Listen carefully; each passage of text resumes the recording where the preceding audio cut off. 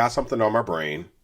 I need you to do me a favor. Stop using the term soft skills.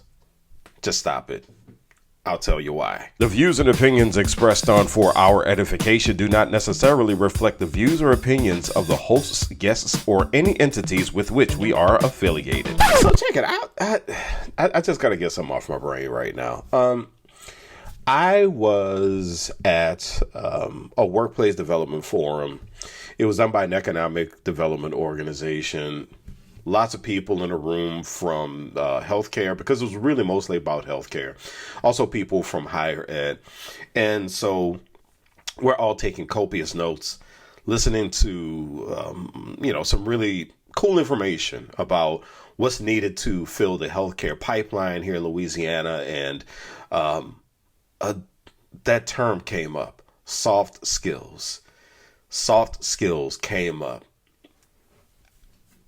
I hate that term so much that in 2014, I wrote a piece called, get ready for this, Why I Hate the Term Soft Skills. So here's my thing, okay? Years and years ago, I was doing a talk at a university, and it was a talk about what students need to be successful in their careers. After the talk, this dude walks up to me and he is saying, hey, that was a really good talk. You did some really good information there, but, technical skills, I'm a business owner, and technical skills, that's what I look for all the time. But, things like communication and teamwork, that's fluff. Those are soft skills. I don't care about that stuff. So I thought a few things when he told me this. First, the first thing I thought was, it must suck working for you. That's the first thing. The second thing, who in the world hired you to teach anybody? But the third thing I thought was, does this man actually think that soft skills means the absence of hard work? That's part of what I wrote in that piece on LinkedIn in 2014. Because I think some people have taken the word soft and they've done something with it that wasn't meant to be done. As a matter of fact, do you even know the origin of the term soft skills? This was an education for me. So, in preparing for this commentary, I was just really wondering where the term even came from. And as it turns out, I was checking out this piece in Medium. It was written in 2021. And that piece traces the term soft skills back to the late 1960s, early 1970s in the Army, believe it or not. And the idea at the time was that you have these soldiers who mostly handle hard equipment, right? But then on the other side, the other skills that they use are soft to the touch. And so, I have an explanation for that, or at least something that I read as an explanation for that coming up in a little bit. But the thing that was so ironic about it is that what the Army was doing at the time is they were observing the success of their units, and they noticed that the units that were led a certain way with people skills, which is a term I prefer, were the units that seemed to be doing better. So it was determined back then that these people skills are critical for success. Ironically, at some point, though, as I said a couple of minutes ago, the term soft became problematic, right? So let's take a look at my world of marketing, communications, mass media. Everything that I have done in my career has been based a lot on dealing with people. I mean, mass media, you are constantly spreading messages to people, and people are responding to those messages. In PR, in communications, and also in marketing. Even though marketing is more of a business function, there's this part of marketing where you have to communicate your value proposition, and you have to communicate the value of the product and your positioning and all of this good stuff.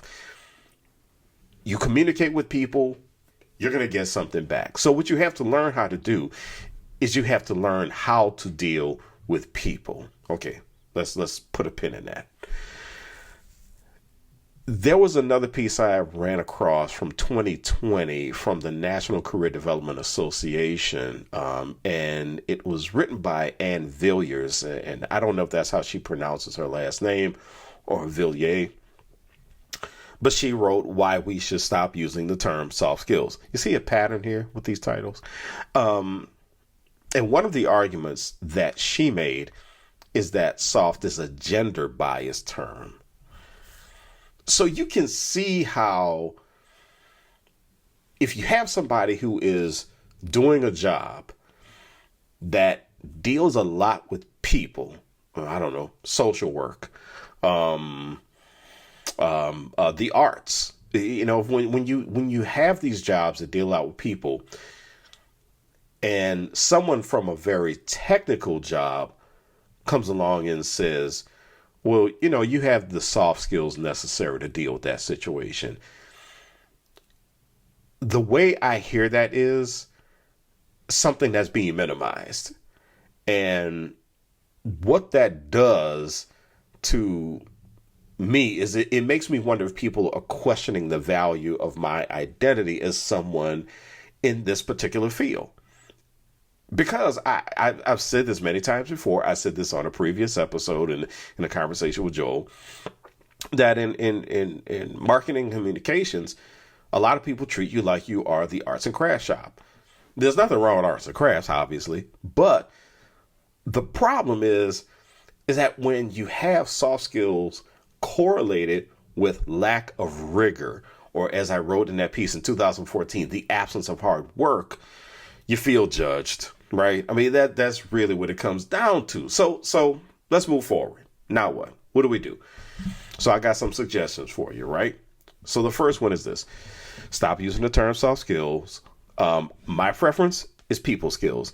Ann Villiers, in her piece, I put the two pronunciations together. You heard that? In her piece, her suggestion was the term social skills, which is very cool as well. But the second thing is tie people skills directly into leadership skills as a critical element of leadership skills. So 3 things to keep in mind here. All right. 3 considerations I want you to make when it comes down to leadership. All right. And just hang with me for a second here. The first one is this. Leadership has changed over the course of time. It has changed a lot. A lot of people don't really realize this. You don't necessarily think about this, intentionally a lot of times, unless you are somehow studying leadership or constantly observing leadership, which a lot of us do. But let's put this into words. Let's give this a language. I have 2 textbooks from my graduate program that I really love. The first one is Gail Avery's Understanding Leadership. The other one is Leadership, Theory, Application, and Skill Development by Robert Lucier and Christopher Achua. Avery took a look at how the paradigm of leadership has changed over time, and she marked 4 paradigms of leadership. So the first one is classical. Classical leadership focuses almost solely on the leader. The follower basically doesn't have a whole lot of power. The command and control is with the person in charge. Think monarchies, right? You had this classical leader paradigm through the 70s, antiquity through the 70s. So there you go with the army in the late 60s, making this amazing discovery that that some of the troops who did really well were the ones who were led a certain way. The next paradigm that Avery labeled was transactional. The leader gives up a little bit of power. The followers, they do provide some consultation. The leader allows that, but the leader still gets the final say. Yeah, she had that one the 70s through about the mid 80s. And then the mid 80s through 2000, visionary leadership. And so with the visionary leadership paradigm, something that we're mostly familiar with, obviously followers have a lot more say, they have some buy-in. The leader is more collaborative in this case, but the leader is still the key player, right? And so this is when we talk about leaders who, they give a vision, but what it is that they have this in group that they have who will help carry out the vision, and the leader is still the main figurehead. Let's enter the millennium, the new millennium, 2000 through right now. Avery has discovered, or at least she has developed this idea of an organic paradigm of leadership. This one, I imagine, is hard probably for baby boomers, Gen Xers like me, and maybe even some millennials to really, really buy into, because with this one, this is going to sound strange, but there is no leader. And with this one, there's mutual decision making. The leadership responsibility is really distributed among people. So you either don't have leaders or you have many leaders in the pack. And so what I think happened here, as far as this change in leadership over the course of time, is that it has all been a byproduct of diversity and how much more diversity has been recognized in communities and in organizations. If you're going to lead in a diverse environment, that takes an incredible level of people skills. So thanks for hanging with me with that first point. Okay, here's the second point. The second consideration I want you to make about tying people skills directly into leadership is a leadership theory called the leader-member exchange theory. Now, this actually is something that I really like reading about from the Lucier Achua text. And so this focuses on the quality of exchange relationships between leaders and followers. So when you have these high quality exchanges, what that means is you have trust, and there is this element of likability between the leaders and the followers, right? But then you have these low quality exchanges, and the low quality exchanges are basically people saying, you know what, I'm going to do what I'm obligated to do, and that's it. I'm only going to do what the contract requires that I do, and then that's it. That's it. They may not trust you. They may not even like you. They're just going to do what they got to do. What that means, though, is that the followers play a pretty distinct role as well. And so you have this element called followership. And there are these different types of followers, and they behave based on the quality of the exchanges that they have with the leader. So looking at this theory alone, looking at the fact that you even have this and other leadership theories that are called contingency theories, meaning that the leadership is contingent on what happens with followers, then yes, then again, we have this element of people that's very heavy when it comes to leadership. Okay, final consideration. The final consideration is we have to take a look at how effective leadership is even described today. So I took a look at about 15 different articles and commentaries about what it takes to be an effective leader. I listed about 30 qualities that I noticed that were talked about among all of these pieces.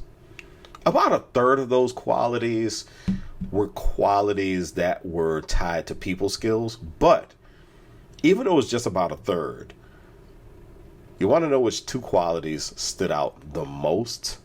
The two qualities that stood out the most, that seemed to get mentioned the most.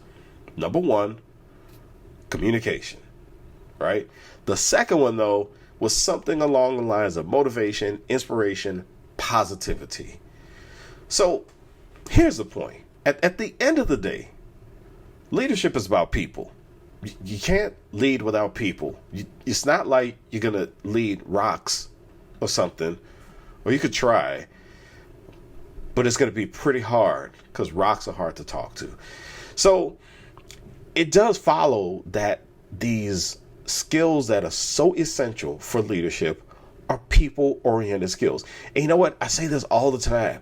don't we say this all the time when whenever we're talking about business? People like to say, well, the most important resource is the human resource. Well, if that's the case, then yeah, I would think people skills would be the absolute way to go. And if you tie it into leadership skills, then yes, I think we're having a much different conversation about these essential skills, not only when it comes to leadership, but when it comes to moving organizations and communities forward. So thanks for bearing with me. That was on my brain.